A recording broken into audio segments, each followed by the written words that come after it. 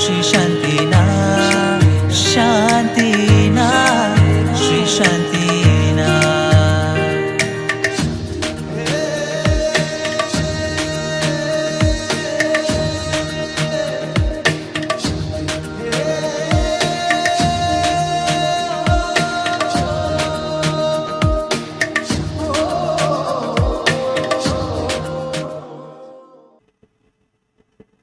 प्रणाम पुनिशारियो, आप सर्वे सुख साताમાં છો। નમસ્કાર મહામંત્રના માધ્યમથી આજના પ્રવચનની શરૂઆત કરીશું। નમો હરિહંતાણ નમઃ સિદ્ધાર્ણ નમો હરિયાણ વિસાયાણ નમો સબ્બસાહુણં એષો પંચે નમોકારો સવિપાવપણા સણો મંગલાણં ચ સર્વેસી પરમં હવૈ મંગલમ। ઓંકાર બિંદુ સંયુક્તં નિત્યં ધ્યાયન્તિ યોગિનઃ કામદં મોક્ષદં ચૈવ ઓંકારાય નમો નમઃ। अंगूठे अमृत वस्ते लब्धि तृणा भंडार गुरु गौतम समरिये वांछित फले। अनंतकारी अनंत करुणाना करनारा राज राजेश्वर देवादिदेव भगवंतो मारा ने तमाराમાં રહેલા અનેક દોષોને દૂર કરવા અને સદગુણોની પ્રાપ્તિ કરવા માટે કરીને આ ધર્મ તીર્થની સ્થાપના કરી છે। આ ધર્મ તીર્થમાં જે મહાપુરુષો થયા તે પૈકી અદ્ભુત મહાન પ્રચંડ પુણ્યના સ્વામી જેમના ગુણગાન ગાતા અતિ હર્ષ થાય, આપણા પ્રત્યેક રૂવાટા ખડા થઈ જાય, મનમાં રહેલા આધિ વ્યાધિ ઉપાધિ શોક ચિંતા દુઃખ દરિદ્રતાઓ નાશ પામે અને પ્રસન્નતા અને પુણ્ય નિધાનોની પ્રાપ્તિ થાય તેવા સુરમાસી શાંતિનાથ ભગવંતનો 12 ભવોની વાતો આપણે કરી રહ્યા છીએ। પરંતુ સિડનીવાસીઓ, આજે આપણું છેલ્લું પ્રવચન છે। આપણે 31 જુલાઈ 31 જુલાઈ 2021 થી આપણું ફર્સ્ટ પ્રવચન શરૂ કરેલું। આપણે 10 પ્રવચન, પર્યુષણ પહેલા 5, પર્યુષણ પછીના 5, ટોટલ 10 પ્રવચનની વાત આપણે કરી હતી। આપણે બધું જ જે પ્રમાણે નક્કી કર્યું તે પ્રમાણે ચાલી રહ્યા છીએ। આજે આપણું 10મું પ્રવચન છે। હા, ટેન્શનમાં નહીં આવતો, સાચે 10મું નહીં, સાચે 10મું નથી, રિયલ 10મું છે પણ છેલ્લું નથી। હા, શ્રી વિતરાગ જૈન સંઘ સિડની એમનો ખાસ અતિ આગ્રહ હતો કે અધિકસર લોકો એટલા બધા શાંતિનાથ ભગવંતના 12 ભવોમાં તરબોર બન્યા છે, તમે શાંતિથી ચલાવો। જે ભવો તમે ડિટેલમાં લો છો એ ભલે લો, ભલે આપણા કદાચ 1, 2, 3 પ્રવચન વધશે તો પણ વાંધો નથી। માટે આપણે 10 પ્રવચનની જગ્યાએ +2 કરી અને 12 પ્રવચન સુધીની આપણી સ્વાધ્યાય શ્રેણી રહેશે।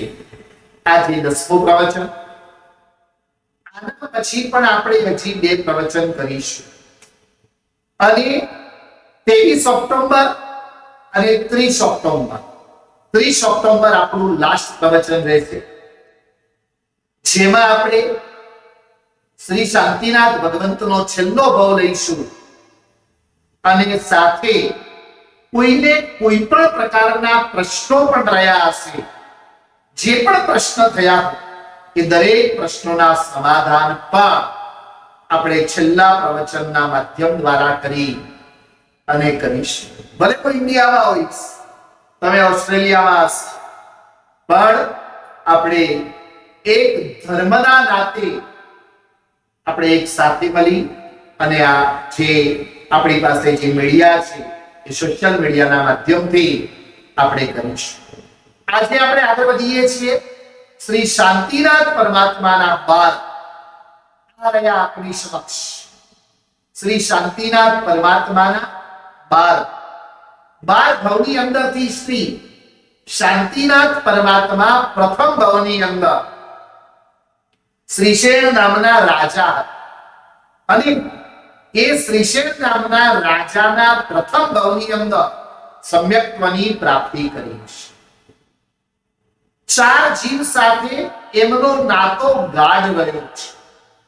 નંબર 1 શ્રીશૈલ રાજા, એ જ ભવમાં એમના પત્ની હતા એવા અભિનંદિતા, બીજા એમના પત્ની હતા એ સિદ્ધિનંદિતા અને ત્રીજા દીકરી તરીકે રહ્યા તે સત્યભામા.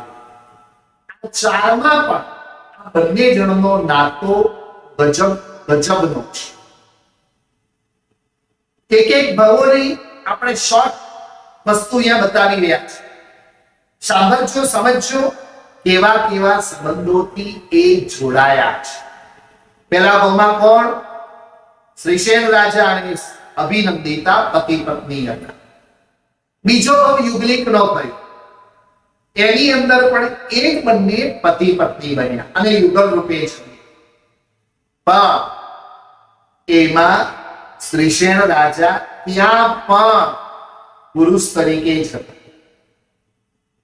શાંતિનાથ ભગવંતમાં અનેક વિશેષતાઓ છે. સમ્યક્ત્વ પામ્યા પછી નરક અને તિર્યક ગતિમાં તો નથી ગયા, સ્ત્રી વેદનો બંધ કર્યો નથી. કોઈ પણ જીવને સ્ત્રી વેદનો બંધ કરવો હોય તો એમને નીચેના ગુણસ્થાનકમાં પહેલા ને બીજા ગુણસ્થાનકમાં આપવું પડે. ઉત્કૃષ્ટ ઉત્તમ ભાવો જો હોય, સમ્યક્ત્વ ઝળહળતું હોય તો સ્ત્રી વેદનો બંધ ન જતા. આ મહાપુરુષ 12 ભવમાંથી એક પણ ભવમાં સ્ત્રીપણાને નથી પામ્યા, એટલે બીજા ભવમાં પણ પોતે યુગલ તરીકે યુગલિક તરીકે હતા. દેવકુરુમાં ઉત્તર કુરુમાં પણ પુરુષ. ત્રીજો ભવ પ્રથમ દેવલોકની અંદર ગયા, એ પણ સામાન્ય દેવ તરીકે નહીં, એક મહર્ધિક દેવ તરીકે ગયા. મહર્ધિક દેવ તરીકે રહ્યા. દેવતાઈ સુખોમાં પણ સુખ ભોગવવા છતાં પણ અલિપ્ત રહ્યા. જલ કમલવત, જેમ જલની અંદર જ કમલ થાય, પણ એ કમલ જલની અંદર થવા છતાં પણ એ કમલ જલથી અલિપ્ત હોય. એ આ પુરુષે દેવતાઈ સુખો ભોગવ્યા નથી કહેતો, સંસાર પણ ભોગવ્યો, પણ ભોગાવલી કર્મ ભોગવવા પડે તે રીતે અલિપ્ત ભાવોથી ભોગવ્યા. માટે જે દ્રઢ અને નિકાચી કર્મ બંધાય તે ન બંધાય. પછી ચોથા ભાવની અંદર અમિત તેજ વિદ્યાધર બન્યા. પોતે અમિત તેજ વિદ્યાધર બન્યા, વિદ્યાઓના સ્વામી બન્યા. તે ભાવમાં એમણે થોડો ગુસ્સો કર્યો એકવાર. પણ જે શ્રીશૈલ રાજાના ભાવમાં એમના પત્ની હતા અભિનંદિતા, તે અહીંયા આગળ અમિત તેજ રાજાના કોણ બન્યા? યાદ કરો, બોલો. હાજી, યાદ કરજો, જવાબ આપજો. અત્યારે તો હું તમને આપી રહ્યો છું. પણ અમિત તેજ વિદ્યાધર બન્યા અને એમના આ અભિનંદિતા તે શ્રી વિજય બન્યા. અને અમિત તેજ વિદ્યાધરની બેન અમિત તેજ વિદ્યાધરની બેન એ શ્રી વિજય સાથે પરણાવ્યા અને શ્રી વિજયના બેન સિસ્ટર એ અમિત તેજ સાથે પરણાવ્યા. કોણ બન્યા? બંને સારા બનેવી સારા બની. હા, બંને આ પણ સારા બનેવી થશે, આ પણ સારા બનેવી થશે. એટલે ચોથા ભાવમાં બંને સારા બનેવી. પાંચમા ભાવમાં 10મો દેવલોક. એટલે વિચાર કરજો, ત્રીજા ભાવમાં પ્રથમ દેવલોક હતો, તો પછી પાંચમા ભાવમાં દેવલોક બન્યો. પણ એ દેવલોક મળ્યો પણ સીડી ચડતા ગયા છે ભાઈ. દરેક ભવો ચડ્યા, પહેલા કરતા બેસ્ટ બીજો, બીજા કરતા ત્રીજો બેસ્ટ. એ 10મા દેવલોકની અંદર જબરજસ્ત સુખના સ્વામી બન્યા છે. છઠ્ઠો ભાવ અપરાજિત બલદેવ. હા, બલદેવ બન્યા છે અને 4 સ્વપ્નથી સૂચિત બન્યા છે. અને એમના ભાઈ જે અભિનંદિતા હતા, એ અભિનંદિતા આ છઠ્ઠા ભાવની અંદર અનંત વીર્ય વાસુદેવ બને છે. કોણ બન્યા? અપરાજિત મોટા ભાઈ અને અનંત વીર્ય વાસુદેવ નાના ભાઈ. પણ અપરાજિત બલદેવ બન્યા છે અને અનંત વીર્ય વાસુદેવ બન્યા છે. કેમ કે એમને ચોથા ભાવમાં આ અનંત વીર્યએ ચોથા ભાવમાં અંતે દીક્ષા લીધી, પણ નિયાણું કર્યું હતું કે મારા પિતા, એમના પિતા કોણ હતા? ભગવાન મહાવીર સ્વામી પરમાત્માનો 18મો ભાવ ત્રિપુષ્ટ વાસુદેવ. મારા પિતા ત્રિપુષ્ટ વાસુદેવની કેવી સુખ સાહેબી હતી, મને પણ આવી સુખ સાહેબી મળો, આવું નિયાણું કર્યું. માટે છઠ્ઠા ભાવની અંદર અનંત વીર્ય વાસુદેવ બન્યા. અને પછી 7મો ભાવ આપણે લાસ્ટ ટાઈમ જોઈ ગયા, છઠ્ઠો 7મો બંને ભાવ. 7મા ભાવની અંદર 12મા દેવલોકની અંદર ગયા. આપણે વાત કરી હતી આ શાંતિનાથ ભગવંતના જીવે 12મા દેવલોકમાં પણ એ દેવ નથી બન્યા, દેવથી પણ વિશેષ સામાનિક દેવ નથી બન્યા. સામાનિક દેવથી પણ વિશેષ એ ત્રાયસ્ત્રિંશત નથી બન્યા. સામાનિક દેવ ઇન્દ્રની સમાન વૃદ્ધિ વાળા હોય, ત્રાયસ્ત્રિંશત એ મંત્રી સમાન હોય, ઇન્દ્રને પણ સલાહ વગેરે આપે, જ્ઞાન એની એમની સાથે બધી ગોષ્ઠી કરે. જ્યારે મારા વાલા શાંતિનાથ પરમાત્મા 7મા ભાવની અંદર 12મા દેવલોકમાં દેવોના પણ દેવ ઇન્દ્ર બન્યા છે અને અસંખ્ય પરમાત્માના જન્માભિષેક કર્યા છે. અસંખ્ય પરમાત્માના દીક્ષાના અભિષેક કર્યા છે. અસંખ્ય પરમાત્માના નિર્વાણ કલ્યાણના અભિષેક આ 12મા દેવલોકમાં અચ્યુતેન્દ્રએ કર્યા છે. ભાઈ, ભગવાનની જિનાલયમાં જઈને 8 પ્રકારની પૂજા કરો. જલ, ચંદન, પુષ્પ, ધૂપ, દીપક, અક્ષત, નૈવેદ્ય, ફળ, 8 પ્રકારની પૂજા. એમાં બેસ્ટ પૂજા 8 છે. પણ બેસ્ટમાં બેસ્ટ પૂજા હોય તો અભિષેક પૂજા છે. કારણ પરમાત્માના સર્વ અંગે અભિષેક થાય છે. તો આ અચ્યુતેન્દ્રએ દેવલોકમાં રહ્યા આવા સુખો ભોગવતા અભિષેક કર્યા. એટલું જ નહીં, પ્રથમ અભિષેક કર્યા છે. બધા પરમાત્માનો પ્રથમ અભિષેક અચ્યુતેન્દ્ર જપ. અચ્યુતેન્દ્ર કરે નથી બોલતો, રિપીટ કરું છું. અચ્યુતેન્દ્ર જપ. બસ એટલી વાત છે. આપ શંકેશ્વર આવ્યા છે અને શંકેશ્વરા પાર્શ્વનાથ ભગવંતનો પહેલો અભિષેક કરવા માટે મળે તો ચડાવો બોલી દો ભાઈ. હા, હર્ષ કેટલો. સિદ્ધ ગિરિરાજ શત્રુંજય ગયા છે અને દેવાધિદેવ પરમાત્મા શ્રી આદિનાથ ભગવંતની સમક્ષ બેઠા છે. ચડાવો બોલાઈ રહ્યો છે પ્રથમ અભિષેકનો અને હજારો મણમાં લાખો રૂપિયા આપી પ્રથમ ચડાવો મળે, પ્રથમ અભિષેક કરવા મળે. વર્ષ કેટલો ગાંડા થઈ જાવ, લાઈફ ટાઈમ નું નજરાણું રહી જાય ને, દીકરા દીકરીને કોટ ગમે ત્યારે ખબર છે આપણે ત્યારે ગયા હતા પાલિત્રા, આપણે પહેલા અભિષેકનો લાભ લીધો હતો, આપણે ગિરનાર તીર્થમાં નિમિનાથ દાદાનો અભિષેક કર્યો. કેવો અભિષેક! લાઈફમાં એક બે વાર પ્રથમ અભિષેક કરવા મળે તો પણ અંત સુધી વાગોર્યા કરીએ. અચ્યુતેન્દ્ર ને અસંખ્ય પરમાત્માના અભિષેક બધા પ્રથમ. કેવું પુણ્ય પ્રાપ્ત કર્યું, જે પુણ્યના કારણે આઠમા ભાવની અંદર કોણ બને છે?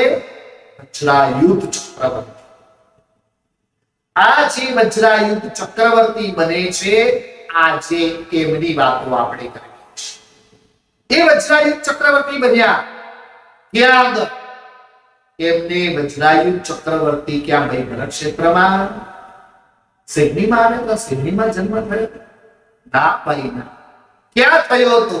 તો એમનો જન્મ રહ્યો છું આપણી સમક્ષ એક સુંદર મજાનું મહાવિદ્ય નામનું ક્ષેત્ર છે. આ મહાવિદ્ય ક્ષેત્રની અંદર મંગલાવતી વિજય છે. મહાવિદ્ય ક્ષેત્ર 5 છે. મહાવિદ્ય ક્ષેત્ર 5 માંથી જંબુદ્વીપનું મહાવિદ્ય ક્ષેત્રની હું તમને વાત કરી રહ્યો છું. એ જંબુદ્વીપના મહાવિદ્ય ક્ષેત્રમાં 32 વિજયો છે. 32 બધી 32 ના નામ અલગ છે. કચ્છ, સુકચ્છ, મહાકચ્છ, કચ્છાવતી, મંગલાવતી વિજય છે. અને મંગલાવતી વિજયની અંદર 32 વિજય, એક વિજય આપણે જે ભરત ક્ષેત્રમાં રહીએ છીએ એના કરતા પણ મોટી. મહાવિદ્ય ક્ષેત્ર આખું તો ભરત ક્ષેત્ર કરતા મોટું છે જ, પણ મહાવિદ્ય ક્ષેત્રની અંદર 32 વિજય, એ 32 આખો ગોળ સર્કલમાં આખો જે છે ને એ ગોળ સર્કલમાં 1,00,000 યોજનનો જંબુદ્વીપ છે.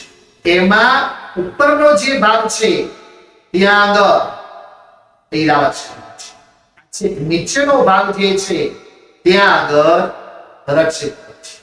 અને હવે આ વચમાં એકદમ અહીંયા મહાવિદ્ય ક્ષેત્ર આવ્યું છે. ભરત ક્ષેત્ર કરતા 64 ઘણું મોટું મહાવિદ્ય ક્ષેત્ર છે. જ્યાં આગળ અત્યારે હાલ શ્રીમંદર સ્વામી પરમાત્મા વિચરી રહ્યા છે તે.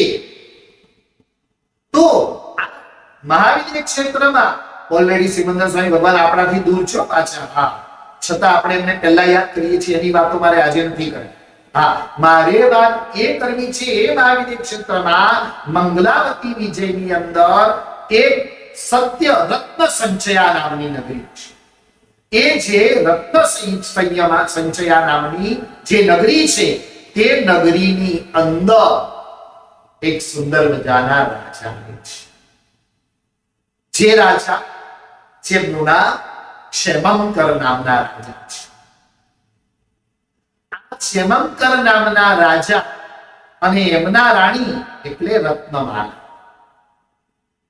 આ ક્ષેમંકર રાજા અને રત્નમાલા ત્યાં આગળ રહ્યા છે. સુંદર રત્ન સંચયા નગરીનું રાજ્ય કરી રહ્યા છે. અને એ રાજ્ય કરતા કરતા એમને ત્યાં આગળ રહેલા રત્નમાલાને આજે અર્ધ નિદ્રામાં સૂતા છે. ગાઢ નિદ્રામાં ક્યારેય સ્વપ્ન ન આવે. જો સ્વપ્ન આવે તો અર્ધ નિદ્રામાં જ સ્વપ્ન આવે. માટે એ અર્ધ નિદ્રામાં સૂતા છે તે ટાઈમે એમને સ્વપ્ન આવે છે. 14 સ્વપ્ન આવે છે. અને 14 સ્વપ્ન આવવાથી એકદમ હર્ષથી રોમાંચિત બની જાય છે. પણ એ રોમાંચિત બન્યા પછી 14 સ્વપ્ન પૂરા થયા તરત થોડીક વારમાં વળી ફરી પાછું એક સ્વપ્ન આવે છે. વજ્ર નામનું સ્વપ્ન એમને દેખાય છે. અને જે વજ્ર નામનું સ્વપ્ન એમને દેખાય છે એટલે મનમાં ચિંતા નથી. મને 14 સ્વપ્ન આવ્યા, પછી પાછું આ મને વજ્ર સ્વપ્ન આવ્યું, તો શું આ ચાલ્યું જશે મારા 14 સ્વપ્નનું ફળ? સવારમાં ઉઠે છે અને એ રત્નમાળા ક્ષમંકર રાજા પાસે જાય છે અને ક્ષમંકર રાજાની પાસે જઈ અને રાજાને પોતાને આવેલા સ્વપ્નોની વાત કરે છે. આટલા સુંદર મજાના મને સ્વપ્ન આવ્યા છે અને સ્વપ્નાઓનું મને ફળ શું? રાજા કહે છે, કેવા આવ્યા છે? જે સ્વપ્ન આવ્યા તે એકદમ ચોખ્ખા આવ્યા છે કે ઝાંખા? નહીં, થોડા ઝાંખા આવ્યા છે. એકદમ ક્લીન પ્રોપર દેખાય તેવા નહીં. તો પછી ક્ષેમંકર રાજા કહે છે, તમે આજથી 9 મહિના પછી, કેમ કે તમને રાત્રિના બીજા પ્રહરે સ્વપ્ન આવ્યા છે. જો રાત્રિના પહેલા પ્રહરે સ્વપ્ન આવ્યું હોય તો તેનું ફળ 1 વર્ષ પછી આવે. અને રાત્રિનો પહેલો પ્રહર એટલે સનસેટ થાય એટલે એક પ્રહર શરૂ. એક પ્રહર એટલે 3 કલાક, પણ 3 કલાક ન કહેવાય, લગભગ 3 કલાક કહેવાય. કેમ કે સૂર્ય ઉદય થાય અને અસ્ત થાય એના વચ્ચેના સમયને 4 વાગે વડે ભાગવાના હોય છે. 4 પ્રહર છે. એટલે દિવસ મોટો તો પ્રહર ત્યારે 3 ની જગ્યાએ 3.25 કલાકનો થાય. રાત્રિ અને દિવસ નાનો તો પ્રહર 3 કલાકની જગ્યાએ 3.25 કલાકનો પણ. માટે એક પ્રહર એટલે લગભગ 1 પ્રહર એટલે લગભગ 3 કલાક. એટલે તમને રાત્રિના પહેલા જ પ્રહરે સૂતું આવ્યું તો 12 મહિના પછી ફળ મળે. તમને બીજા પ્રહરે આવ્યું છે એટલે 9 મહિના પછી તમને ફળ મળશે. તમે ચક્રવર્તીનો જન્મ આપશો. ચોખ્ખા સ્વપ્ન આવ્યા હોય તો તીર્થંકરનો જન્મ, પણ અચ્છા આપ્યા તો ચક્રવર્તીનો છે. જો કોઈ માતાની 2 સ્વપ્ન આવે તો તે પ્રતિવાસુદેવનો જન્મ આવે. 4 સ્વપ્ન આવે તો તે માતા બલદેવનો જન્મ આવે. 7 સ્વપ્ન આવ્યા હોય એ માતા વાસુદેવનો જન્મ આવે. 14 સ્વપ્ન ઝાંખા આવ્યા હોય તો એમની માતા ચક્રવર્તીનો જન્મ આવે. અને 14 સ્વપ્ન એકદમ ચોખ્ખા ક્લીન આવ્યા હોય તો માતા તીર્થંકરનો જન્મ આવે. પણ અહીંયા રત્નમાળા કહે છે કે 14 સ્વપ્ન જોયા પછી મેં એક વજ્ર નામનું પણ સ્વપ્ન જોયું છે. ક્ષેમંકર રાજા હર્ષિત થઈને કહે છે, તમે જે પુત્રનો જન્મ આપશો વજ્ર જેવો જબરજસ્ત હશે, વજ્ર જેવી એની તાકાત હશે અને એ કોઈથી પણ હાર નહીં પામે એવો પુત્ર છે. રત્નમાળા ખુશ થાય છે. 9 મહિના પૂર્ણ થાય છે. ઉત્તમ દોહલાઓ થાય છે.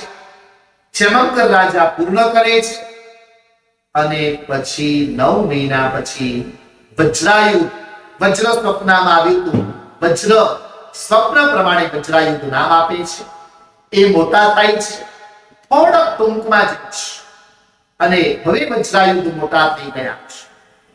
એમના લગ્ન થાય છે. લક્ષ્મીવંતી નામની કન્યા સાથે એમના વિવાહ થયા. સુંદર સંસાર ચલાવી રહ્યા છે.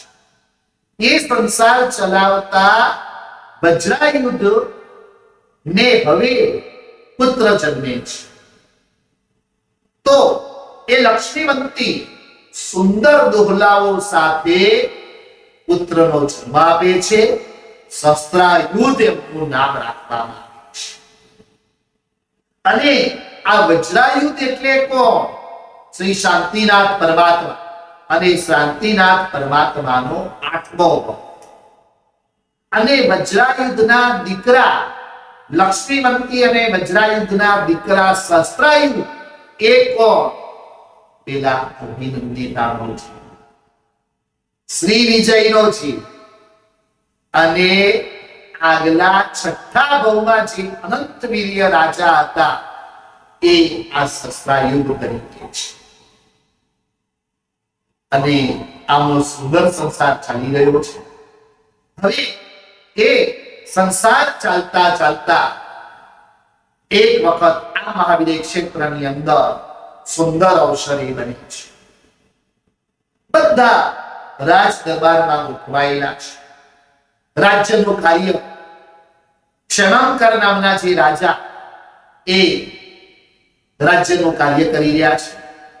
અને તેવા સમયમાં સ્વર્ગલોકની અંદર એકવાર ઇન્દ્ર મહારાજા, બીજા દેવલોકમાં ઈશાનેન્દ્ર, એ ત્યાં બેઠા બેઠા સ્વર્ગલોકમાં પણ પૂરો સંસાર છે. આપણા સંસાર જેવા બધા સ્વર્ગલોકમાં થાય છે. એક પહેલા દેવલોકમાં 32 લાખ વિમાનો છે, બીજા દેવલોકમાં 28 લાખ વિમાનો છે. એ 28 લાખ દેવ વિમાનોના સ્વામી ઈશાનેન્દ્ર ત્યાં ધર્મ પ્રસદા કરીને બેઠા છે. ઇન્દ્ર મહારાજા બધું સમજાવી રહ્યા છે. અને એ સમજાવતા સમજાવતા સમ્યક્ત્વનો વિષય આવ્યો છે. સમ્યક્ત્વ એટલે શું? સમ્યક્ત્વ એટલે ભગવાનની આજ્ઞા ઉપર વિશ્વાસ, ભગવાનના વચન પર વિશ્વાસ, ભગવાને જે કહ્યું છે તે જ સાચું, આવી સંપૂર્ણ શ્રદ્ધા એનું નામ સમ્યક. અને ત્યાં કોઈક દેવ પૂછે છે ઇન્દ્ર મહારાજા, હે ઇન્દ્ર મહારાજા, આવું સમ્યક્ત્વ કોઈની પાસે જબરજસ્ત હોય, વખાણવા લાયક હોય તો કોનું? એ દેવની જાગેલા પ્રશ્નના સમાધાન રૂપે ઈશાનેન્દ્ર કહે છે કે મહાવિદ્ય ક્ષેત્રની અંદર રત્ન સંચયા નગરીની અંદર ક્ષેમાંકર રાજા છે. અને એમના જે દીકરા વજ્રાયુધ જે છે, શાંતિનાથ ભગવાનનો 8મો ભાવ, વજ્રાયુધનું સમ્યક્ત્વ અજોડ છે, નિશ્ચલ છે. ત્યાં તો ઘણી બધી ચર્ચાઓ થાય છે, દેવોને સમાધાન થાય છે અને વખાણ એવા છે. કેટલાક વ્યક્તિઓ તો કોઈના લાઈફમાં વખાણ જ ન થાય, બસ એ પોતાની જાતને અહમ, ઈગો એટલો બધો હોય, બસ હું જ કંઈક છું. એટલે એ કોઈના કંઈ પણ વાત આવે, આ ગુણ મારામાં છે, આ ગુણ મારામાં છે, આ ગુણ મારામાં છે, એ એમ જ સમજતા હોય. ઇન્દ્ર મહારાજા જેવા ઇન્દ્ર મહારાજા પણ ગુણની પ્રશંસા કરે છે. કેટલાક વખાણ કરે, કેટલાક મહાપુરુષો વખાણ સાંભળે પણ ખરા. કેટલાકથી સંભળાય પણ નહીં હોય, એવા પણ જીવો હોય. આ જીવની પાત્રતા ન હોય તો કોઈ મહાપુરુષોના વખાણ ન સાંભળી શકે, યોગ્ય વ્યક્તિઓના વખાણ પણ ન સાંભળી શકે. અને કેટલાક જીવો એવા છે, કોઈના વખાણ સાંભળે એને પેટમાં તેલ રેડાય. પેટમાં તેલ રેડાય મતલબ સમજી ગયા ને? ગમે જ નહીં, એને ન ગમે. અને ત્યાં દેવલોકમાં રહેલા એક દેવ ચિત્રચૂડ નામનો દેવ છે. આ ચિત્રચૂડ નામના દેવના મનમાં થયું, માનવ લોકમાં એક મનુષ્ય, એક વજ્રાયુધ, એનું સમ્યક્ત્વ જબરજસ્ત નહીં, મારે આ ઇન્દ્રના કરેલા વખાણને ખોટા પાડવા છે, મારે એ વજ્રાયુધની પરીક્ષા કરવી છે. માટે ચિત્રચૂડ નામનો બીજા દેવલોકમાંથી દેવ આ પૃથ્વી પર આવે છે, મહાવિદ્ય ક્ષેત્રમાં આવે છે, મંગલાવતી વિજયમાં આવે છે, રત્ન સંચયા નગરીમાં આવે છે.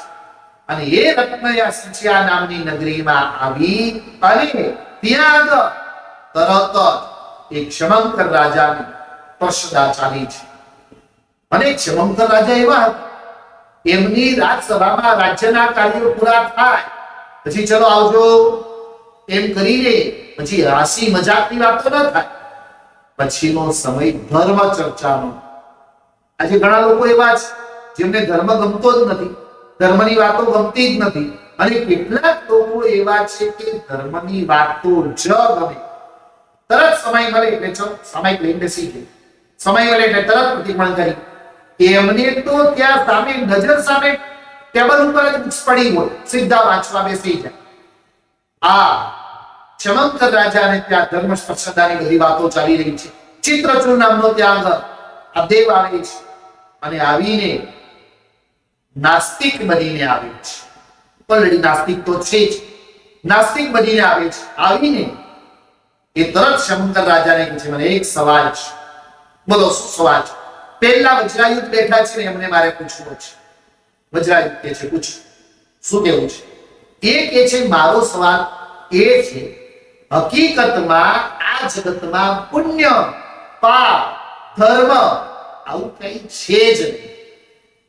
આ બધી આત્માની બધી છે ને હુંબક વાતો છે. કોઈ આત્મા જેવી વસ્તુ છે જ નહીં. પુણ્ય, પાપ, ધર્મ, અધર્મ કઈ નથી. આવો પીવો ને, મજા કરો, જલસા કરો. આ બહુ મીઠા તો પરભવ કોને મીઠા. બસ આવી વાતો કરે છે. અને વ્યાસ દેવ, એનું રૂપ, એની બોલવાની છટા, ભલભલા લોકો એનાથી આકર્ષાય છે. એવો નાસ્તિકનો રૂપ લઈને આવ્યો છે. લોકોને પણ થાય છે આની વાત તો સાચી છે. આ જે છે ને ચિત્રચૂર જે વાત કરી રહ્યો છે ખરેખર સાચી છે. ત્યાં જ વજ્રાયુધ કહે છે, ભાઈ તું ભૂલ્યો છે. હું તમને કહું છું ચિત્રચૂર, તમે ગયા ભવમાં મનુષ્ય હતા. તમે મનુષ્યના ભવની અંદર અનેક ધર્મ આરાધનાઓ કરી છે. ત્યાં સુધી તમે ચારિત્ર લીધું છે. તમે અનેક જીવનમાં સુકૃતો કર્યા છે. પણ ચિત્રચૂર કે આ બધી અબ્બક વાતો છે. કોને કીધું દેવ ગયા ભાવમાં મનુષ્ય હતો, સદગુણી હતો? અરે હું તમને કહું છું, મારી વાત સાંભળો. અને એ તમે ગયા ભાવમાં મનુષ્યના ભાવમાં અનેક સુકૃતો કર્યા છે, માટે જ તમે મૃત્યુ પામી અત્યારે દેવલોકમાં જન્મ્યા છો. તમારી પાસે અવધિ જ્ઞાન છે. કોણ કે છે? વજ્રાયુધ કે છે, એ ચિત્રચૂર તારી પાસે અવધિ જ્ઞાન છે, ભોગ અવધિ જ્ઞાનનો ઉપયોગ. અને મૂકીને જુઓ, તમે તરત દેખાશે. અને ચિત્રચૂરના તો છે ને એકદમ ત્યાં થઈ ગયું કે વાત કરી વજ્રાયુધ તો સાચી છે. અને ત્યાં વજ્રાયુધ કે છે, તમે જો દેવ છો, તમે દેવલોકમાંથી અત્યારે આવ્યા છો, તમે નાસ્તિક છો, અને આ જગતમાં ધર્મ વિના ઉદ્ધાર નથી.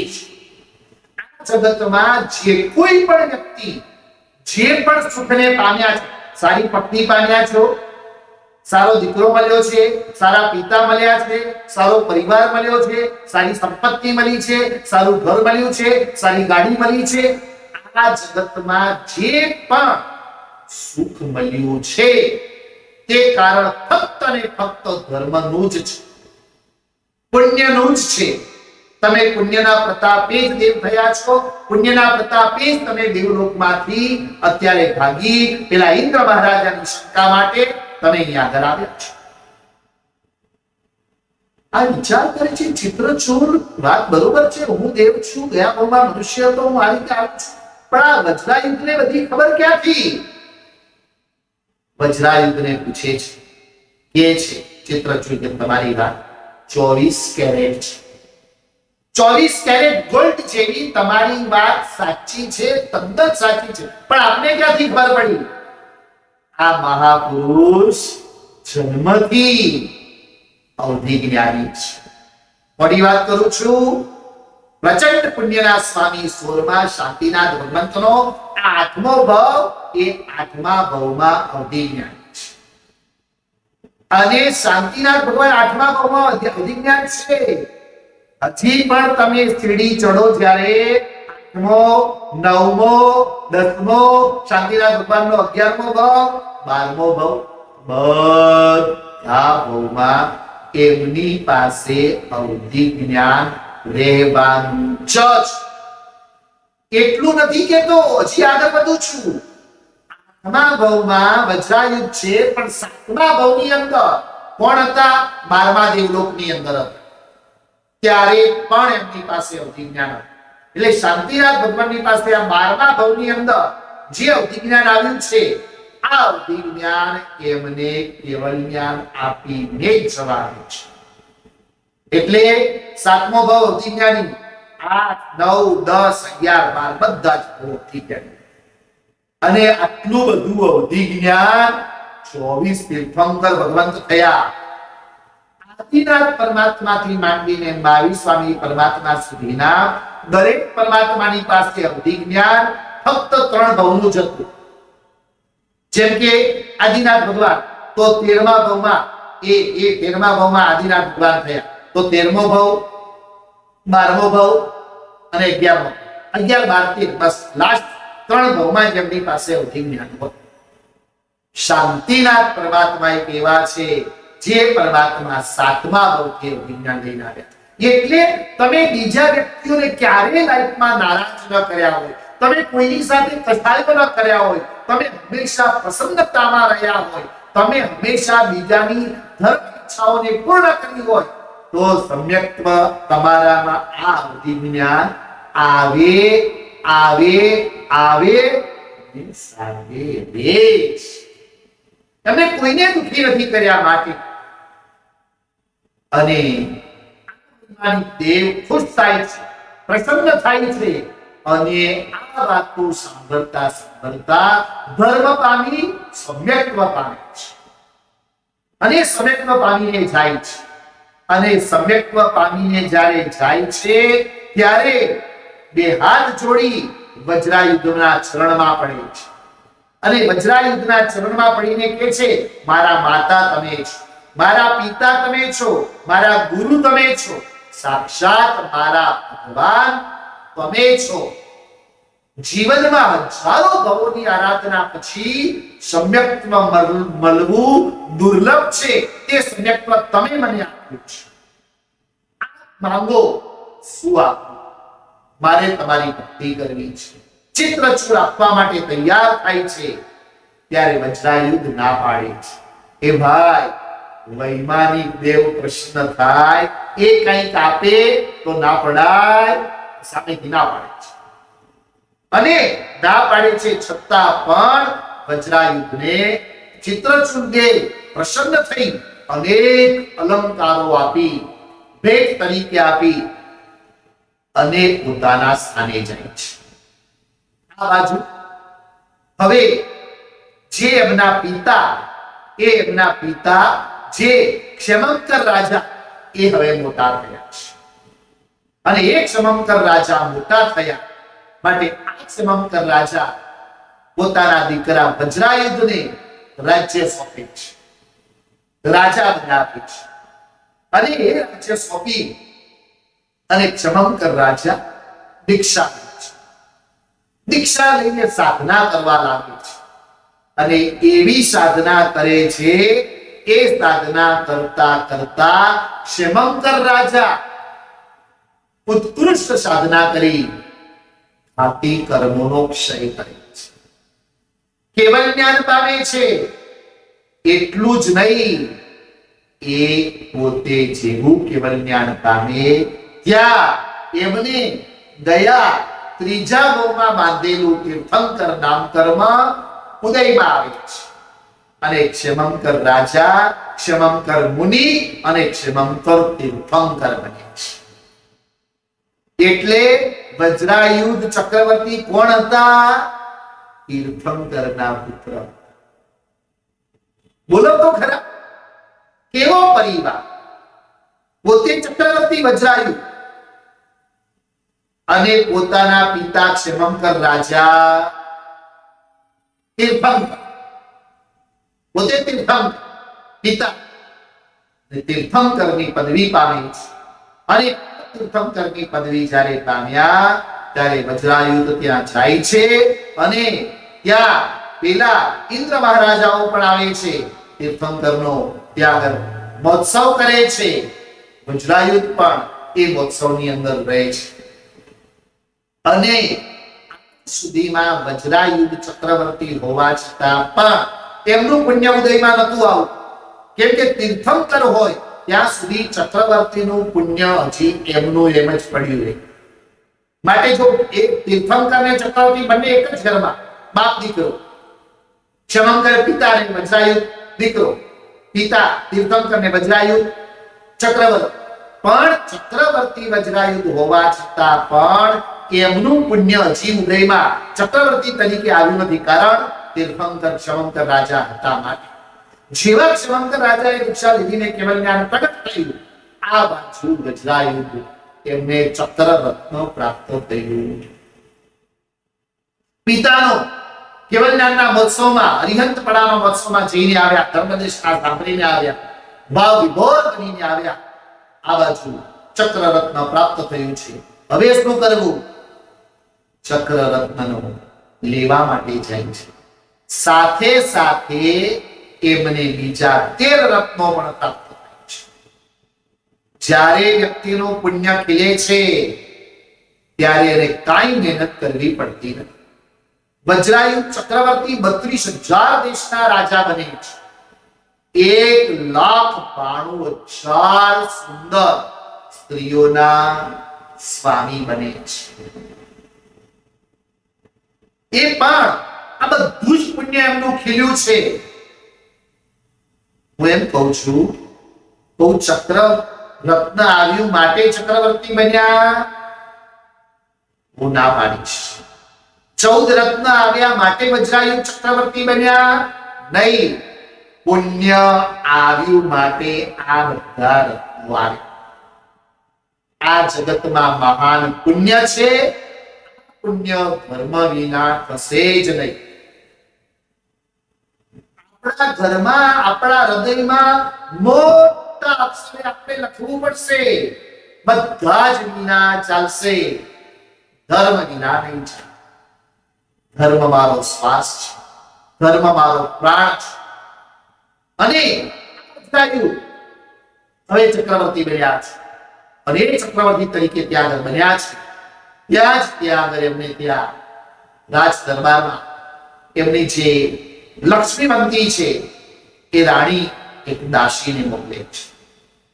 વજ્રાયુધને કોણ આપણે ત્યાં આપણા ઉદ્યાનમાં મોટો લેક છે, એ તળાવ સરોવરમાં આપણે બધા નાહવા છીએ.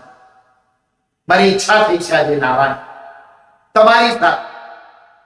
તો વજ્રાયુધ કોઈને નારાજ નહોતા. કેટલી બધી એમની પત્નીઓ સાથે, મુખ્ય પુત્રાણી લક્ષ્મીવંતી સાથે પણ એ લેક પર જાય છે ઉદ્યાન, અને નાહવા માટે નાહી રહ્યા છે.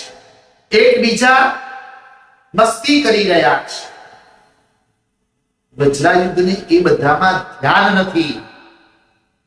પણ એ જ વખતે વજ્રાયુધ જે છે તે વજ્રાયુધ અપરાજિત જ્યારે રાજા હતા, એ અપરાજિત રાજા હતા ત્યારે ચોથા ભાવમાં જે ત્રિપુષ્ટ વાસુદેવ ભગવાન મહાવીર સ્વામી નો જે 18મો ભાવ હતો, એ મહાવીર સ્વામી ભગવંતે 18મા ભાવમાં જે કોઈક રાજાને માર્યો હતો, એ વખતે આ અપરાજિત પણ સાથે હતો. એટલે વજ્રાયુધ માટે પેલા જે ત્રિપુષ્ટ વાસુદેવે જેને માર્યો હતો એ મરી નરક વગેરે દુર્ગતિઓમાં ફરતા ફરતા આ એક સામાન્ય દેવ બન્યો છે. આવીને અહીંયા આગળ તળાવમાં નાતા વજ્રાયુધને જોવે છે. ત્રિપુષ્ટ વાસુદેવે જેને માર્યો હતો એ રાજા અહીંયા આગળ ફરતા ફરતા અનેક ભવો કરીને સામાન્ય દેવ થયો છે. તે વજ્રાયુધને જોવે છે. એને યાદ આવે છે ત્રિપુષ્ટ વાસુદેવે મને માર્યો હતો ત્યારે આ અપરાજિત તરીકે આ સાથે હતો. એ વેર યાદ આવે છે અને વજ્રાયુધને મારવા માટેની કોશિશ કરે છે. એટલું જ નહીં, અનેક બધા નાગ એની ઉપર છોડે છે. આખા નાગથી આ વજ્રાયુધને બાંધી દે છે. નાગપાસ બંધ, ચારે બાજુથી નાગથી બંધાઈ ગયા છે. હજી પણ પેલા સામાન્ય દેવને વેર ઉતારવામાં શાંતિ થતી નથી. ખુન્નસ અંદર આવે છે અને એવું અંદરથી એને દ્વેષ જન્મે છે. આ વજ્રાયુધને મારીને ખતમ કરી દો. કહું છું, વેરની પરંપરા વેરથી અંત આવતી નથી. આપણે ખબર છે અગ્નિ શર્માને ગુણસે 9 ભવો સુધી વેર ચાલ્યું. અરે ભવોમાં અગ્નિ શર્માએ દ્વેષ કર્યો માટે વેરની પરંપરાઓ ચાલી. ગુણસેન રાજાએ દ્વેષ ન કર્યો માટે અનેક ભવોમાં સારા પદને પામ્યા. અગ્નિ શર્મા અનેક ભવોમાં ખરાબ પદને પામ્યા, નરક જેવી દુર્ગતિમાં ગયા. માટે વેરની પરંપરાને દૂર કરવી હોય તો નહીતર વેરની પરંપરા શું કરે છે ખબર છે? વેરની પરંપરા આ વખતે સમજી લો કે આ બંને વ્યક્તિઓના ઝઘડા થયા. હવે આ વ્યક્તિ આ ભાવમાં બલવાન છે ને, અને આ સામાન્ય છે. આપણે ગમે જો ક્યાંય પણ આપણે જઈએ, કોઈકની સાથે ઝઘડો થાય આપણો, અને સામેની વ્યક્તિ જો નબળી હોય એટલે આપણો અવાજ વોલ્યુમ વધી છે, ઓર આપણે 4 ડાયલોગ વધારે બોલીએ અને પેલાને દબાવવાની કોશિશ કરીએ. આ જરા પણ ઉચિત નથી. જ્યારે કર્મસત્તા શું કરે, જેમના ઝઘડા થયા છે, એ નામની વ્યક્તિ બલવાન છે ને, તો બી નામની વ્યક્તિ બલવાન નથી. તો હવે કર્મસત્તા આવતા ભાવમાં શું કરશે? બી ને બલવાન કરી દેશે અને આ એને નબળી કરશે. વળી પાછું શું કરશે? પછીના ભાવમાં વળી ફરી પાછું એને બલવાન કરશે, અને જેને ઓછી શક્તિ વાળો કરશે. એમ કરીને એ લોકોના ભવો ચાલ્યા જ કરશે. વેરની પરંપરા વધ્યા જ કરશે. વેરની પરંપરાને મિટાવી છે. સામેની વ્યક્તિ કાંઈ પણ બોલે, સીધો મૈત્રી ભાવ કેળવો તો કામ થશે. અહીંયા આગળ વજ્રાયુધે શું કર્યું? અનેક નાગપાસના બધા નાગ બંધાઈ ગયા છે, એમના શરીરથી પોતે બંધાઈ ગયા છે, છતાં ચૂપ રહ્યા છે. પણ પેલો દેવ હવે તો મોટો પર્વત ઉચકીને લાવે છે, અને મોટો પર્વત ઉચકીને લાવીને સીધા વજ્રાયુધ ઉપર ફેંકે છે. વજ્રાયુધના મનમાં પૂછે, આ તરાવમાં હું છું, મારી સાથે કેટલી મારી રાણીઓ એ પણ છે, આ બધા સાફ થઈ જશે. અને એ માટે ઉપરથી પડતો જે પર્વત આખો, એ પર્વતને આ વજ્રાયુધ આમ હાથમાં લઈ લે છે. હાથમાં લઈ આમ કરી અને એનો આમ કૂરચો કરી અને પર્વતને ફેંકી દે છે. પેલો દેવ તો જોતો રહી જાય છે. આ શું આવી તાકાત? એને ખબર નથી આ વજ્રાયુધ ચક્રવર્તી છે. એક દોરડું રાખો, રસી દોરી, મોટું જાડું, મોટી જાડી એક દોરી રાખો. આ બાજુથી ચક્રવર્તી પકડે અને આ બાજુથી 32,000 દેશના તમામ લોકો, પ્રજાજનો, બધા સૈન્યો આ બાજુથી પકડે. આ બાજુથી એક જ વ્યક્તિ ખાલી આ વજ્રાયુધ પકડે, એ ચક્રવર્તી છે. હવે જે 32,000 દેશના લોકો આમ ખેંચે, 1 ઇંચ ખેંચી ન શકે. આ ચક્રવર્તી એક હાથે દોરી પકડી છે, રસી, અને આ અમને છે ને અનેક બધાએ ભેગા થઈને પકડી છે.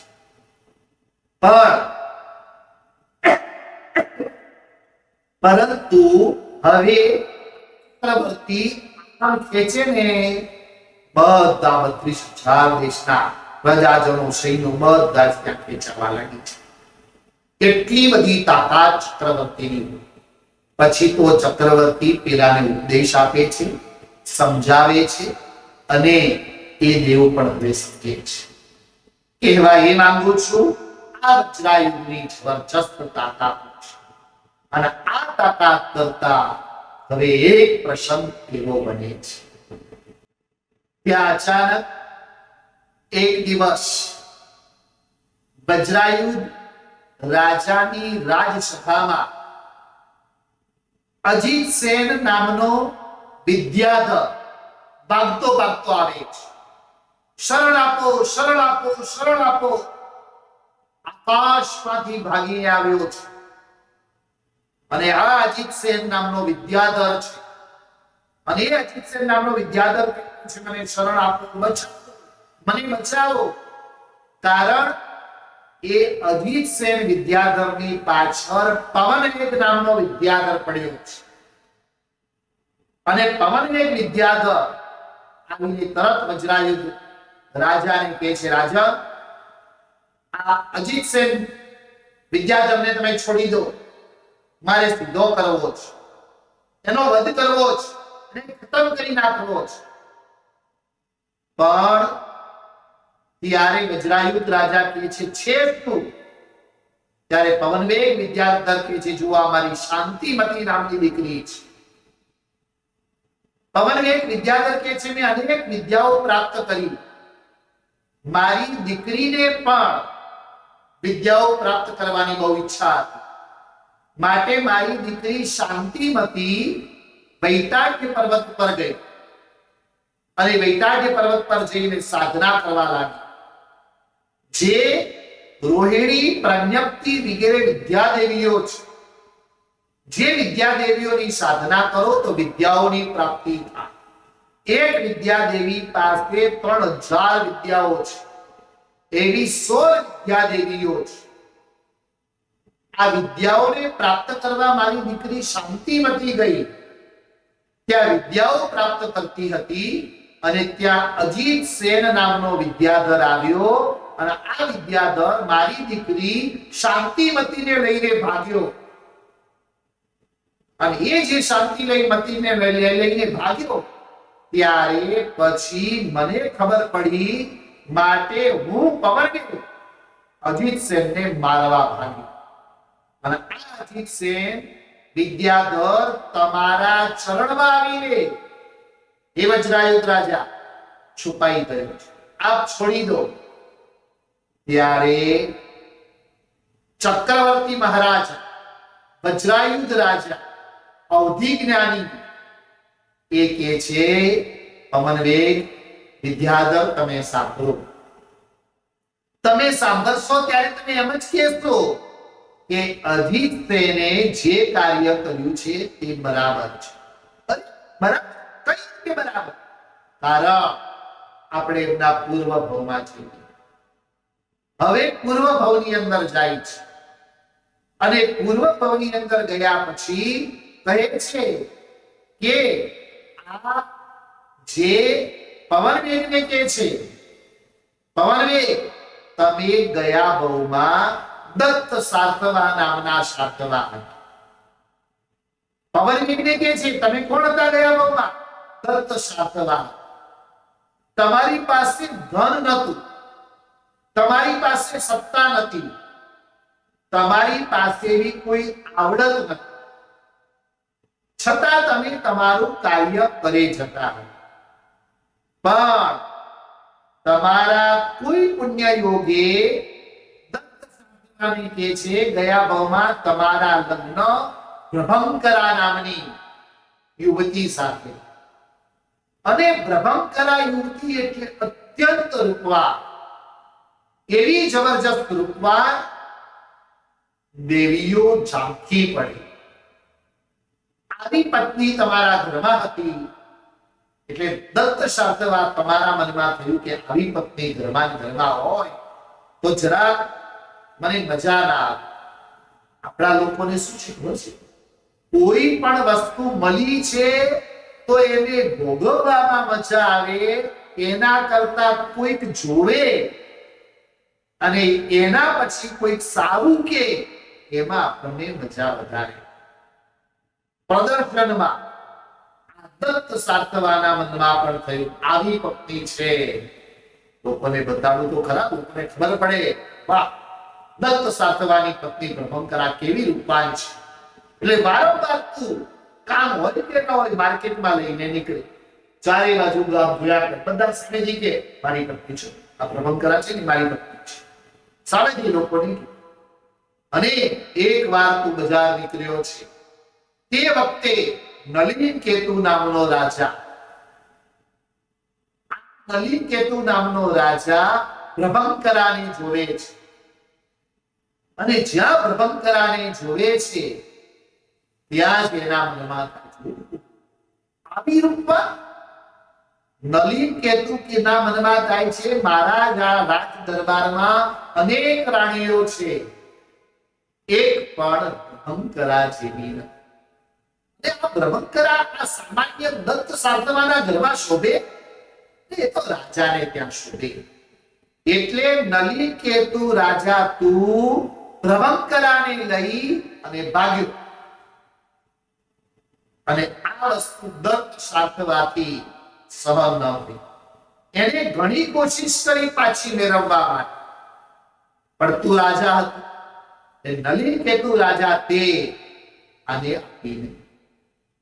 અને એટલું જ નહીં, પ્રભંકરાના મનમાં પણ થયું દત્ત સાર્થવા તો સામાન્ય છે, ગરીબ છે, કઈ સત્તા સંપત્તિ રૂપ ચીજ વસ્તુ કઈ નથી. હું અહીંયા નલિનકેતુ પાસે છું તો સારું છે. માટે નલિનકેતુ રાજા તે દત્ત સાર્થવાની પત્નીને ઉઠાવી લઈને ભાગ્યો. એ નલિનકેતુ રાજા તું હવે અજીત સેન થયો. એટલે ગયા ભવની અંદર જે તે એની પત્ની લીધી, તો આ ભવમાં તારી દીકરીને માટે આ ગયા ભવના સંબંધના કારણે કરીને આ પ્રસંગ સર્જાયો છે. અને જ્યાં આગળ અજીત સેનને ખબર પડે છે કે ગયા ભવના કારણે કરીને આ સંબંધ સર્જાયો છે, પણ ખરેખર મેં તો પાપ કર્યું.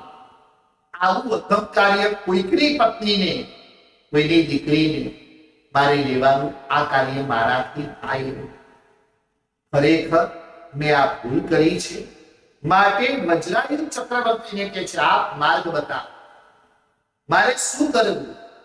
અને એ વખતે શાંતિમતી પણ કહે છે મેં પણ ગયા ભવમાં પ્રભંકરા, હું દત્ત સાર્થવાની પત્ની હતી, હું રાજા પાસે ગઈ તો મારે પાછું આવી જવું જોઈએ દત્ત સાર્થવા પાસે, પણ હું આવી નહીં. અને નલિનકેતુ રાજાની સુખ સંપત્તિ સાહેબીમાં હું રહી, મારે પણ પ્રાયશ્ચિત કરવું છે. આપ માર્ગ બતાવો. અને એ વખતે એ પ્રાયશ્ચિત કરવા માટે કરી અને ત્યાં વિચરતા એ ક્ષમંકર નામના તીર્થંકર પરમાત્મા જ્યાં વિચરી રહ્યા છે ત્યાં જઈ અને એ દીક્ષા લે છે. દીક્ષા લઈને એવી સાધના કરે છે, આવા અમે કાર્યો કર્યા છે. કોઈકની પત્નીને ઉપાડી જવાના માટે એનું પ્રાયશ્ચિત કરે છે, દીક્ષા લે છે, સાધના કરે છે. અને સાધના કરી અને અજીત સેન વિદ્યાધર સર્વ કર્મનો ક્ષય કરી કેવલ જ્ઞાન પામી અને મોક્ષે જાય છે. આ બધા મહાપુરુષો પણ પ્રાયશ્ચિત કરી ટૂંક સમયમાં મોક્ષમાં જવા વાળા આ અજીત સેન, પવનવેગ, શાંતિમતી. અને શાંતિમતીએ તો ઉત્કૃષ્ટ તપ આરાધ્યો. દેવનો એક ભાવ કરી મનુષ્યમાં આવી અને મોક્ષે જશે એમને એમનું મળેલું જીવન સફળ અને સાર્થક કર્યું. આ બધી રાજ્યસભામાં કાર્ય કરતા કરતા એકવાર પ્રસંગ એવો બન્યો છે. કોઈ ઉદ્યાન પાલક આવી અને હવે અહીંયા આગળ જે વજ્રાયુદ્ધ છે એ વજ્રાયુદ્ધને સમાચાર આપે છે. આપણી આ મંગલાવતી વિજયની અંદર રત્ન સંચયા નગરીમાં તીર્થંકર ભગવંત પધારી રહ્યા છે. ક્ષમંકર નામના તીર્થંકર ભગવંત આ સમાચાર સાંભળતાની સાથે વજ્રાયુદ્ધ હર્ષ પામે છે. વધામણી સમાચાર આપનારને સુંદર મજાની 12.5 કરોડ સોનૈયાઓ આપીને વધામણી આપનારને ખુશ કરે છે. પરસદા સાથે પરમાત્માની દેશના સાંભળવા માટે જાય છે. બધા પ્રજાજનો સાથે ઠાઠમાઠી સમયો કરી દેશના સાંભળે છે. અને દેશના સાંભળતા વૈરાગ્ય પામી અને પોતાના દીકરા શસ્ત્રાયુધ જેને રાજગાદી સોંપે છે. અને એ સસરાયુગ પણ કેવો છે? જે સસરાયુગ જેના જૈણા દેવી સાથે લગ્ન થયા છે. નામ પણ જોજો કેટલું સુંદર મજાનું છે, જૈણા દેવી. અને એમને આ બધું સોંપી અને વજ્રાયુધ એ ચક્રવર્તીમાંથી હવે મુનિરાજ બન્યા છે. તીર્થંકર ભગવંતની પાસે ઉભાય રજોહરણ ગ્રહણ કરે છે. એ વેદ મને ક્યારે મળે, એ રજોહરણ મને ક્યારે મળે, એ 14 રાજલોકના તમામ જીવોને અભયદાન આપવાની ભીષ્મ પ્રતિજ્ઞા હું ક્યારે કરું, એ જીર શાસનના શણગાર અને અણગાર હું ક્યારે બનું. આ અનેક મનોરથ ભાવતા ભાવતા વજ્રાયુધ સંયમી બને છે, મુનિરાજ બને છે. અને દીક્ષા લેતાની સાથે જ અનેકવિધ આરાધનાઓ કરવા લાગી જાય છે. પણ આ આરાધના કરતા કરતા એમના મનોરથ કેવા? મારા ને તમારા આપણા સંસારી જીવવાના મનોરથ કેવા? બધા સંસારિક મનોરથ. બહુ ભણું, ડિગ્રી પ્રાપ્ત કરું, પછી સારી છોકરીને સાથે લગ્ન કરું, પછી મોટા પૈસા કમાવું, પછી મોટું ઘર લઉં, મોટી મોટી ગાડીઓ લઉં. આપણા બધા મનોરથો આવા છે. જ્યારે વજ્રાયુધના મનોરથ તો સુંદર સંયમની સાધના કરવાના છે. અને એવી સાધના કરવા લાગી જાય છે. વિચાર કરતા એક મનોરથ વજ્રાયુધને આવે છે. આ બાજુ સસરાયુધ જૈના દેવી સાથે લગ્ન કર્યા છે. કનક શક્તિ નામનો એમનો દીકરો થાય છે. એ કનક શક્તિના પણ લગ્ન કનકમાલા અને વસંત સેના સાથે થાય છે. હવે આ કનક શક્તિ પણ તીર્થંકર ભગવંતની દેશના સાંભળે છે. એ વૈરાગ્ય પામે છે, દીક્ષા લઈ લે છે. ત્રણેય જ સસરાયુધના દીકરા કનક શક્તિ, એમના પત્ની બે છે એમને કનકમાલા અને વસંત સેના, બધાએ દીક્ષા લે છે. એ પણ મોક્ષે જાય છે. આ બાજુ સસરાયુધને પણ સુંદર મજાના ભાવો થાય છે. એ સુંદર મજાના ભાવો થતા સસરાયુધ રાજા પોતાની રાજ્ય ગાદી પોતાના દીકરા સતબલીને આપે છે. એ સતબલીને આપી અને સસરાયુધ પણ એમની નગરીમાં એક ગણધર ભગવંત પધારે છે. એ ગણધર ભગવંતની દેશના સાંભળી સસરાયુધ વૈરાગ્ય પામી અને દીક્ષા લે છે. આ બાજુ વજ્રાયુધ જે ચક્રવર્તીમાંથી મુનિરાજ બન્યા છે, એમની જે ઉત્તમ ભાવના છે, એક મનોરથ એવો રે. હવે કયો મનોરથ? મારે ચારેય આહારના ત્યાગ. પણ એની પ્રેક્ટિસ રૂપે 1 વર્ષ 12 મહિના 365 ડે ચારેય પ્રકારના આહારનો ત્યાગ કરી એક જ જગ્યા ઉપર મારે કૌશલ ધ્યાનમાં રહેવું છે. કોનો મનોરથ છે? શાંતિનાથ ભગવંતના 8મો ભાવ જે વજ્રાયુધ છે, દીક્ષા લીધી છે, એમની એવી ભાવના છે. 3 ઋતુ આવી જાય, 6 ઋતુ આવી જાય, 1 વર્ષમાં બધી સહન કરવી છે. અને આજે વજ્રાયુધ એમના મનોરથને સાક્ષાત્કાર કરે છે. ચારેય પ્રકારના આહારનો ત્યાગ 1 વર્ષ માટે કરે છે. ચારેય પ્રકારના આહારનો ત્યાગ કરી કૌશલ ધ્યાનમાં રહે છે. 3 ઋતુ એની અંદર આવે છે. ચોમાસું પણ આવે છે, ઠંડી પણ આવે છે, ગરમી પણ, બધું જ સહન કરે છે. અને એ વખતે એમને અનેક કષ્ટો પરિશ્રમો ઉત્પન્ન થાય છે. બધા જ પરિશ્રમોને ઉપસર્ગોને સહન કરે છે. અને એ ઉપસર્ગોને સહન કરતા કરતા હવે સહસ્ત્રાયુધ પણ જેમણે ગણધર ભગવંત પાસે દીક્ષા લીધી છે, એ વિહાર કરતા કરતા પાછા વજ્રાયુધ અને સહસ્ત્રાયુધ બંને પિતા પુત્ર અને હવે બનેલા બંને મુનિરાજો ભેગા થાય છે. સાથે સાધના કરે છે. અંતે નક્કી કરે છે, વિહાર કરતા કરતા સાથે સાધના કરતા અનશન કરવું છે. લાઈફ ટાઈમનું અનશન ઈશત પ્રાગભારા નામની એક પર્વતની ઉપર જાય છે. ત્યાં જઈને ચારેય પ્રકારના આહારનો ત્યાગ કરે છે. ચારેય પ્રકારના આહારનો ત્યાગ કરી અને સર્વ કર્મને ખપાવવા માટે કોશિશ કરે છે. પરંતુ ત્યાં આગળ એ સુંદર મજાની આરાધના કરતા કરતા ત્યાંથી ઇનકાર કરી અને નવમા ભાવની અંદર એ પોતે નવમા ભાવની અંદર ત્રીજી ગ્રેરેકની અંદર જાય છે. આ નવમા ભાવમાં ત્રીજી ગ્રેરેકમાં ઉત્પન્ન થાય છે, દેવ તરીકે ઉત્પન્ન થાય છે.